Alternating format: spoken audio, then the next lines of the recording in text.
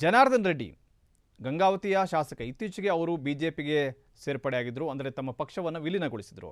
ಇದಕ್ಕೆ ಸಂಬಂಧಪಟ್ಟಂತೆ ಸಚಿವ ಬಿ ನಾಗೇಂದ್ರ ವ್ಯಂಗ್ಯವಾಡಿದ್ದಾರೆ. ಜನಾರ್ದನ್ ರೆಡ್ಡಿ ತಮ್ಮ ಮೇಲಿರುವಂಥ ಕೇಸುಗಳಿಗೆ ಹೆದರಿ ಬಿಜೆಪಿ ಸೇರ್ಪಡೆ ಆಗಿದ್ದಾರೆ ಅಂತ ಹೇಳಿದ್ದಾರೆ. ಇದಕ್ಕೆ ಜನಾರ್ದನ್ ರೆಡ್ಡಿ ಅವರು ಕೂಡ ತಿರುಗೇಟನ್ನು ಕೊಟ್ಟಿದ್ದಾರೆ. ಹಾಗಾದ್ರೆ ಬನ್ನಿ ಇಬ್ಬರು ನಾಯಕರು ಏನು ಮಾತನಾಡಿದ್ರು, ಯಾವ ರೀತಿ ಇತ್ತು ಇವರ ವಾಕ್ಸಮರ ನೋಡ್ಕೊಂಬರೋಣ. ಈಗಾಗಲೇ ಕೂಡ ಅವರು ಒಂದು ಪಕ್ಷ ಸ್ಥಾಪನೆ ಮಾಡಿಕೊಂಡು ಬಿಜೆಪಿನ ಮಕಾಡೆ ಮಲಗಿಸ್ತೀನಿ ಅಂತ ಹೇಳಿದ್ದವರು. ಆದರೆ ಇವತ್ತು ಭಾಳಷ್ಟು ವಿಪರ್ಯಾಸ. ಅಂದರೆ ಇವತ್ತು ಯಾವತ್ತೂ ಕೂಡ ರಾಜಕೀಯದಲ್ಲಿ ನಿಂತ ನೀರು ಇರಲ್ಲ. ಇವತ್ತು ರಾಜಕೀಯ ಯಾವತ್ತೂ ಕೂಡ ಪೊಲಿಟಿಕ್ಸಲ್ಲಿ ಹೇಳ್ತಾರೆ there is no permanent enemy and friends in politics ಅಂತೇಳಿ. ಆ ರೀತಿಯಾದ ಭಾವನೆಯಲ್ಲಿ ಅವರು ಅದನ್ನು ಇಟ್ಕೊಂಡು ಅವರು ಮುಂದೆ ಹೋಗ್ತಾ ಇದ್ದಾರೆ. ಅಂದರೆ ಬಹುಶಃ ಅವರು ನನಗೆ ತಿಳಿದಂಗೆ ಕೂಡ ಬಿ ಜೆ ಪಿ ಸೇರಿ ಒಂದು ತಪ್ಪನ್ನು ಮಾಡಿದ್ದಾರೆ ಅನಿಸುತ್ತೆ. ಇವತ್ತು ಜಾತ್ಯತೀತವಾಗಿರುವಂಥ ಮನೋಭಾವನೆ ಇರುವಂಥವರು ಅವರು ಇವತ್ತು ಗಂಗಾವತಿಯಲ್ಲಿ ಗೆಲ್ಲಬೇಕಂದ್ರೆ ಅನೇಕ ಜನರು ಅಲ್ಲಿ ಮುಸಲ್ಮಾನರು ಮತ ಕೊಟ್ಟಿದ್ದಾರೆ. ಇವತ್ತು ಅವ್ರಿಗೆ ಏನಂತ ಜವಾಬ್ದಾರಿ ಹೇಳ್ತಾರೋ ಗೊತ್ತಿಲ್ಲ ನನಗೆ. ಇವತ್ತು ಮಾನ್ಯ ಜನಾರ್ದನ್ ರೆಡ್ಡಿ ಅವರು ಇವತ್ತು ಪಕ್ಷಕ್ಕೆ ಸೇರಿಸ್ಕೊಂಡಿದ್ದಾರೆ. ಆದರೆ ಅವರು ನನಗೆ ಎಲ್ಲೋ ಒಂದು ಕಡೆಗೆ ಆ ಕೇಸ್ಗಳ ಬಗ್ಗೆ ಏನಾದರೂ ಅವ್ರಿಗೆ ಭಯ ಆಗಿರ್ಬೋದು, ಅಥವಾ ಕೇಸುಗಳಲ್ಲಿ ಏನಾದರೂ ರಿಲ್ಯಾಕ್ಸೇಷನ್ ಬೇಕಾಗಿ ಗೊತ್ತಿಲ್ಲ. ಬಟ್ ಅವ್ರಿಗೆ ಎಲ್ಲಿಗಿದ್ರು ಕೂಡ ಒಳ್ಳೇದಾಗಲಿ ಅಂತೇಳಿ ನಾನು ಒಬ್ಬ ಬಳ್ಳಾರಿಯ ಒಬ್ಬ ಸ್ನೇಹಿತನಾಗಿ ನಾನು ಹೇಳ್ತೀನಿ. ನಾವೆಲ್ಲರೂ ಕೂಡ ಒಟ್ಟಾಗಿದ್ದಂಥವ್ರು ಅವ್ರಿಗೆ ಒಳ್ಳೇದಾಗಬೇಕಂತೇಳಿ ಅದರಲ್ಲಿ ಅಂದ್ಕೊಂಡಿದ್ರೆ ಒಳ್ಳೇದಾಗಲಿ. ಆದರೆ ಅವರು ನಮಗೆ ಕಾಂಗ್ರೆಸ್ ಪಕ್ಷಕ್ಕೆ ಮತ ಕೊಟ್ಟರು ಮೊನ್ನೆ ನಮಗೆ ರಾಜ್ಯಸಭೆಯಲ್ಲಿ ಕೂಡ.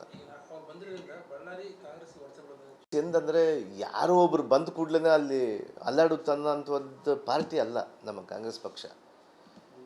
ಜನಾರ್ದನ್ ರೆಡ್ಡಿ ಅಂತವರು 100 ಜನ ಬಂದರೂ ಕೂಡ ನಮಗೇನೂ ಆಗೋದಿಲ್ಲ.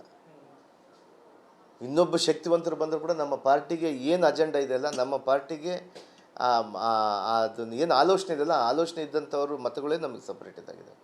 ಅದನ್ನು ಯಾರೋ ಬಂದು ಬದಲಿ ಮಾಡ್ತಾರೆ ಅನ್ನುವಂಥದ್ದನ್ನ ಸುಳ್ಳು.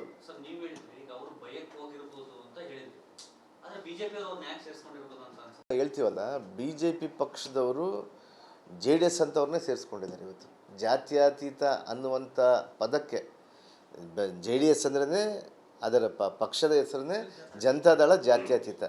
ಅಂಥವರು ಒಂದು ಕೋಮುವಾದಗಳ ಜೊತೆಗೆ ಅವ್ರು ಟೈಅಪ್ ಮಾಡ್ಕೊಂಡು ಹೋಗ್ತಾ ಇದ್ದಾರೆ. ಇವತ್ತು ಅಂಥದ್ರಲ್ಲಿ ಜನಾರ್ದನ್ ರೆಡ್ಡಿ ಅವ್ರನ್ನ ಸೇರಿಸ್ಕೊಳ್ಳೋದು ಏನು ತಪ್ಪಿದೆ ಹೇಳಿ? ಅವ್ರು ಏನು ಕೇವಲ ಯಾವುದನ್ನು ನೋಡಲ್ಲ, ಯಾವ ಹಿತದೃಷ್ಟಿ ಕೂಡ ಇಲ್ಲ. ಅವ್ರು ಕೇವಲ ಒಂದೇ ಗೆಲುವು, ನಮಗೇನಾಗುತ್ತೆ, ನಮಗೆ ಒಳ್ಳೇದಾಗಬೇಕು ಅನ್ನುವಂಥ ಒಂದು ಡಿಕ್ಟೇಟರ್ಶಿಪ್ಪಲ್ಲಿ ಅವ್ರು ಹೋಗ್ತಾ ಇದ್ದಾರೆ. ಅದಕ್ಕೆ ಬಲಿ ಆಗ್ತಾ ಇದ್ದಾರೆ.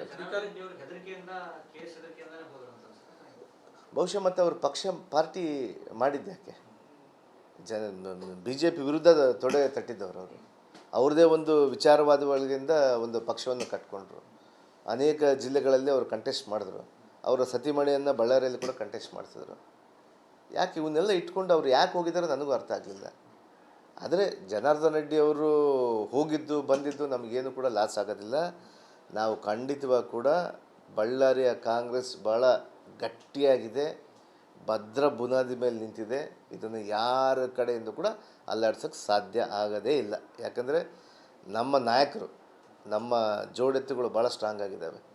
ಒಂದು ಮಾನ್ಯ ಮುಖ್ಯಮಂತ್ರಿ ಸಿದ್ದರಾಮಯ್ಯ ಸಾಹೇಬರು, ಇನ್ನೊಂದು ಮಾನ್ಯ DCM ಸಾಹೇಬರು ಮತ್ತು ಪಕ್ಷದ ಅಧ್ಯಕ್ಷರಾಗಿರುವಂಥ ಶಿವಕುಮಾರ್ ಸಾಹೇಬರು. ಅವರ ಒಂದು ಚದುರಂಗ ಇದೆ. ಅಂದರೆ ಅವರು ಯಾವ ರೀತಿ ರಾಜಕೀಯ ಮಾಡಬೇಕು, ಹೆಂಗೆ ಮಾಡಬೇಕಂತೇಳಿ. ಇವತ್ತು ಜನಾರ್ದನ್ ರೆಡ್ಡಿ ಅವರು ಬಂದು BJPಗೆ ಸಪೋರ್ಟ್ ಮಾಡ್ತಾ ಇದ್ದಾರೆ ಅಂದರೆ ಅದಕ್ಕೆ ನಾವು ಇನ್ನೊಂದು ರೀತಿಯಲ್ಲಿ ನಾವು ಒಂದು ವ್ಯವಸ್ಥೆ ಮಾಡ್ಕೊತೀವಿ. ನಾವು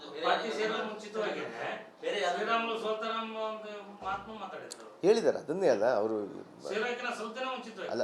ನನಗೆ ಜನಾರ್ದನ್ ರೆಡ್ಡಿ ಅವರು ಯಾವ ಅರ್ಥದಲ್ಲಿ ಅವನ್ನ ಹೇಳಿರ್ತಾರೋ, ಅಥವಾ ಜನಾರ್ದನ್ ರೆಡ್ಡಿ ಅವರು ರಾಮುಲು ಅವ್ರನ್ನ ಸೋಲಿಸ್ಬೇಕಂತೇಳಿ ಯಾವ ಅರ್ಥದಲ್ಲಿ ಹೇಳಿದಾರೋ ನನಗೆ ಗೊತ್ತಿಲ್ಲ. ಆದರೆ ಇವತ್ತು ಪಕ್ಷ ಸೇರಿಕೊಂಡಿದ್ದಾರೆ. ಇವತ್ತು ಅವ್ರ ನಡೆ ಏನಾಗುತ್ತೆ ಅಂತೇಳಿ ನಾವು ಕೂಡ ನೋಡ್ತಾ ಇದ್ದೀವಿ. ಆದರೆ ನಮ್ಮ ಯಾವತ್ತೂ ಕೂಡ ನಾವು ಚುನಾವಣೆ ಬಳ್ಳಾರಿಯಲ್ಲಿ ಮಾತ್ರ ನಮ್ಮ ಅಪೋಸಿಷನ್ ಏನು ಮಾಡುತ್ತೆ ಅಂತೇಳಿ ನೋಡಲ್ಲ. ನಮ್ಮ ಪಕ್ಷ, ನಮ್ಮ ಕಾಂಗ್ರೆಸ್ನ ಕಾರ್ಯಕರ್ತರು, ನಮ್ಮ ಪಕ್ಷ, ನಮ್ಮ ಪಕ್ಷದ ಪ್ರಣಾಳಿಕೆ, ಅದರ ಮೇಲೆ ನಾವು ಡಿಪೆಂಡ್ ಮಾಡಿ ನಾವು ಚುನಾವಣೆ ಎದುರಿಸ್ತೀವಿ. ಇದಕ್ಕೆ ಯಾರೇ ರೀತಿಯಾಗಿ ಕೂಡ ಯಾರಿಂದ ಕೂಡ ನಮಗೆ ಆತಂಕ ಇಲ್ಲ, ಭಯ ಇಲ್ಲ. ನೋಡಿ, ಅವರು ಫಸ್ಟ್ ಅರ್ಥ ಮಾಡ್ಕೋಬೇಕಾಗಿರೋದು, ಅವರ ಪಕ್ಷದ ಅಧಿನಾಯಕಿ ಸೋನಿಯಾ ಗಾಂಧಿ ಬೇಲ್ ಮೇಲೆ ಇದ್ದಾರೆ, ರಾಹುಲ್ ಗಾಂಧಿ ಬೇಲ್ ಮೇಲೆ ಇದ್ದಾರೆ, DK ಶಿವಕುಮಾರ್ ಅವರು ಬೇಲ್ ಮೇಲೆ ಇದ್ದಾರೆ. ಇದೇ ನಾಗೇಂದ್ರ 32 ಕೇಸುಗಳಲ್ಲಿ ಬೇಲ್ ಮೇಲೆ ಇದ್ದಾನೆ. ಇವತ್ತು ನನ್ನ ಮೇಲೆ 4-5 ಪ್ರಕರಣಗಳಿದ್ದರೆ 32 ಪ್ರಕರಣಗಳಲ್ಲಿ ನಾಗೇಂದ್ರ ಬೇಲ್ ಮೇಲೆ ಇದ್ದಾರೆ. ಹಾಗಾಗಿ ಬಳ್ಳಾರಿಯಲ್ಲಿ ಅವರಿವತ್ತು ಉಳ್ಕೊಳ್ಳೋದು, ಕಾಪಾಡಿಕೊಳ್ಳೋ ಪ್ರಯತ್ನ ಮಾಡಲಿ. ಅವರು ಬಳ್ಳಾರಿ ಜಿಲ್ಲೆಯಿಂದ ಕಾನೂನು ಪ್ರಕಾರ ಅವ್ರನ್ನ ಹೊರಗಡೆ ಹಾಕಿಲ್ದಂಗೆ ಯಾಕೆಂದರೆ 32 ಪ್ರಕರಣಗಳಿರೋದು ಅವ್ರ ಮೇಲೆ, 1-2 ಪ್ರಕರಣಗಳಲ್ಲ. ನಾಗೇಂದ್ರ ಅವ್ರ ಮೇಲೆ 32 ಪ್ರಕರಣಗಳಿದೆ. ಅದರಲ್ಲಿ ವಿಶೇಷವಾಗಿ CBI ಪ್ರಕರಣಗಳು ಅತಿ ಹೆಚ್ಚು ಪ್ರಕರಣಗಳಿರೋ ಕಾರಣ ಫಸ್ಟು ಅವ್ರನ್ನ ನೋಡ್ಕೊಂತೇಳಿ ತನ್ನ ಮೇಲೆ ಇರೋ 32 ಪ್ರಕರಣಗಳಾಗಿರ್ಬೋದು. ಸಂತೋಷ್ ಲಾಡ್ ಅವರ ಗಣಿನೇ ಸುಪ್ರೀಂ ಕೋರ್ಟ್ ಕ್ಯಾನ್ಸಲ್ ಮಾಡಿದೆ, ಇಲ್ಲೀಗಲ್ ಮೈನಿಂಗ್ ಮಾಡಿದ್ದಾರೆ ಅಂತೇಳಿ. ಕೇಸ್ ಬಿಟ್ಬಿಡಿ, ಗಣಿ ಲೈಸೆನ್ಸೇ ರದ್ದು ಮಾಡಿಬಿಟ್ಟಿದ್ದಾರೆ. HRG ಗವಿಯಪ್ಪ ಅವ್ರದ್ದು, ಅವರ ಸಂಪೂರ್ಣವಾಗಿ ಗಣಿ ಲೈಸೆನ್ಸೇ ರದ್ದು ಮಾಡಿಬಿಟ್ಟಿದ್ದಾರೆ. ಹಾಗಾಗಿ ಸಾಕ್ಷಾತ್ ಅವರು KPCC ಅಧ್ಯಕ್ಷ DK ಶಿವಕುಮಾರ್ ಅವರು ಅವ್ರ ಮೇಲೆ ಕೇಸ್ಗಳು, ಅವರು ಬೇಲ್ ಮೇಲೆ ಇದ್ದಾರೆ. ಹಾಗಾಗಿ ಇಡೀ ಅವರ ಸೋನಿಯಾ ಗಾಂಧಿ, ರಾಹುಲ್ ಗಾಂಧಿ, ಆ ಪಕ್ಷದ ಅಧಿನಾಯಕರಿಂದ ಹಿಡಿದು ರಾಜ್ಯ ನಾಯಕರಿಂದ ಹಿಡಿದು ಬಳ್ಳಾರಿ ಉಸ್ತುವಾರಿ ತನಕನೂ ಅವರು ಕೇಸ್ಗಳಲ್ಲಿ ಬೇಲ್ ಮೇಲೆ ಇದ್ದಾರೆ. ಫಸ್ಟು ಅವ್ರದ್ದು ಅವ್ರು ನೋಡಿಕೊಂಡ್ರೆ ಸಾಕಷ್ಟು.